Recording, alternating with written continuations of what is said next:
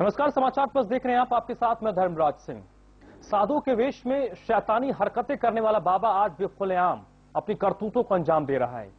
आसाराम और नारायण साईं को तो जेल हो गई, लेकिन न जाने कितने और ऐसे बाबा हैं जो सफेद चोला पहनकर महिलाओं के साथ अश्लील हरकत कर रहे हैं। एक ऐसा ही नया खुलासा हुआ है उस बाबा का जो अपनी राजनीतिक पहुंच के चलते साध्वियों का दमन कर रहा है।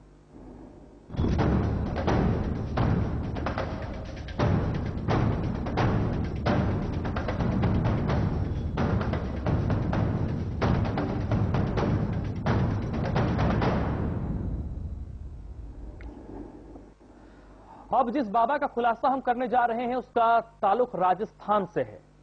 आरोपी बाबा गायों की सेवा के नाम पर साध्वियों को गुलाम बनाने की कोशिश लगातार करता आ रहा है, लेकिन केस दर्ज होने के 2 साल बाद भी वो खुलेआम घूम रहा है।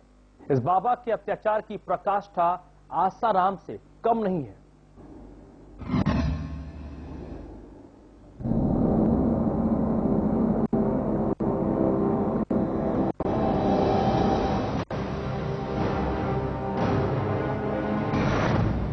साधु के भेष में शैतानी हरकतें,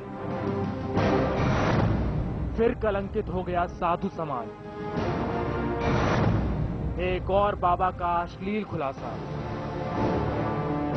धन, बल और पहुंच, ये 3 चीजें ऐसी हैं जो साधु के भेष में एक से बढ़कर एक शैतान पैदा किए जा रहे हैं। साधु के भेष में शैतानी हरकतें करने वाले बाबा आज भी खुलेआम अपनी करतूतों को अंजाम दे रहे हैं। आसाराम और नारायण साईं को तो जेल हो गई, लेकिन ना जाने कितने और ऐसे बाबा हैं जो सफेद चोला पहनकर महिलाओं के साथ अश्लील हरकतों को अंजाम दे रहे हैं। एक ऐसा ही नया खुलासा हुआ उस बाबा का जो अपनी राजनीतिक पहुंच के चलते साध्वियों को अपने इशारों पर नाचाना चाहता है। इस बार जिस सफेद चोले वाले बाबा का खुलासा हुआ है वो राजस्थान में डेरा जमाए हुए है। उस पर आरोप लगा है कि वो आश्रम में रहने वाली साध्वियों का दमन कर रहा है। उसने साध्वियों को गुलाम बनाने की साजिश रची है। खुद को कृष्ण का अवतार कहता है बाबा। साध्वियों को राधा बनाने के लिए करता है मजबूर। तो इतनी औरतों के, कितनी लड़कियों का मैं भगवान हूँ, मैं कृष्ण, मुझसे कहा उसने कि मैं कृष्ण, तू राधा है। मैंने कहा मैं राधा कभी बन नहीं सकती और मेरे भगवान कृष्ण केवल भगवान ही और आप कोई नहीं। और ये कहा कि तू समझ। साधु के वेश में शैतान बना बैठा ये बाबा खुद को भगवान कृष्ण का अवतार बताता है और साध्वियों को जबरन राधा बनने के लिए मजबूर करता है। और अगर साध्वी इंकार कर देती है तो उसके साथ मारपीट की जाती है, मानसिक और शारीरिक टॉर्चर करवाता है, समर्पण के लिए मजबूर किया जाता है और तो और करोड़ों रुपए देने का भी लालच देता है ये बाबा। पैसे चाहिए, 3 करोड़ का बोला और क्या कुटिया वगैरह सब व्यवस्था के हम आपको कर देंगे, लेकिन हमें तो इंसाफ चाहिए। जो हमारे साथ गलत है उसके लिए हम तो लड़ रहे हैं। हमें पैसों से कोई आवश्यकता नहीं है, हमें पैसों की, उसके लिए हमने घर बार नहीं छोड़ा है। विश्व की सबसे बड़ी गौशाला का मामला। गौ सेवा के नाम पर फैला रखी है गंदगी।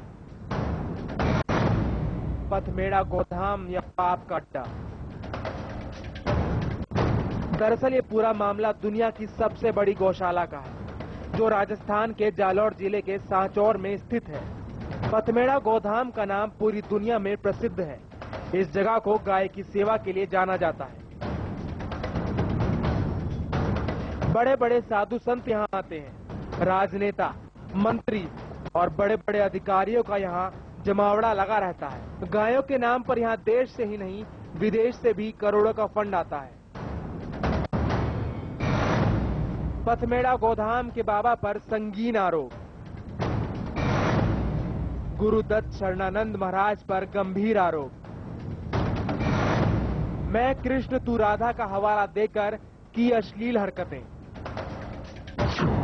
आरोप लगाने वाली 2 बहनें हैं जो पथमेड़ा गोधाम में साध्वी बनकर आई थीं। दोनों साध्वी पहले इसी बाबा के आश्रम में रहा करती थीं।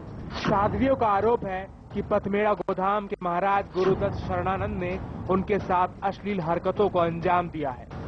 आरोपों के मुताबिक महाराज ने आसाराम की तरह मैं कृष्ण तू राधा का हवाला देकर अश्लील हरकतें की हैं और जब प्रताड़ित साध्वियों ने बाबा के खिलाफ आवाज उठाने की कोशिश की तो इन्हें मानसिक और शारीरिक यातनाएं दी, जान से मारने की धमकियां दी। मजबूरी में दोनों साध्वी यहां से दूसरे गांव में चली गईं। लेकिन साध्वियों का आरोप है कि वहां भी बाबा का टॉर्चर खत्म नहीं हुआ। जहां ये साध्वियां रह रही हैं, वहां लाइट और पानी का कनेक्शन कटवा दिया गया है। गांव के लोगों के जरिए बाबा इन पर दबाव बना रहा है। पतनेड़ा हमारे साथ छेड़छाड़ हुई थी, उसके बाद हम पतनेड़ा छोड़ के आ गए। किसने की आपसे? दर्शन आनंद ने 2 बार की थी। फिर हम दीदी को बताया तो वहाँ से छोड़कर आ गए, लेकिन उसके बाद भी परेशान करना नहीं छोड़ा उसने। अभी भी हमारे जिस गांव में रहते वहाँ पे भी लाइट वगैरह सब कटवा दिए। हमारे जो भी शौचालय वगैरह वो भी नहीं जाने देते। गांव वाले भी उनके सही रहे। उनको भी कहा कि अगर वो हमारा सहयोग करेंगे तो उनको समाज से निकाल देंगे, ऐसी धमकियां मिली। और ब्रह्मा जी के मंदिर में वो मीटिंग भी हुई थी उनकी, और हम जहाँ भी जाते उनको क्या निकालो ने। 2012 से जारी है यातनाओं का सिलसिला। 4 साल बाद भी खुलेआम घूम रहा आरोपी बाबा। दरअसल ये पूरा मामला साल 2012 का है, जब अपने साथ हुई अश्लील हरकतों से तंग आकर दोनों साध्वियों ने पुलिस को शिकायत की। लेकिन पीड़ितों की माने तो पुलिस ने 4 साल बाद भी अभी तक कोई खास कदम नहीं उठाया है। उल्टा इन पर केस वापस लेने का दबाव बनाया जा रहा है। दोनों पीड़ित 4 साल से पुलिस थानों के चक्कर काट रही हैं, लेकिन पुलिस ने जांच तक शुरू नहीं की है। पीड़ितों की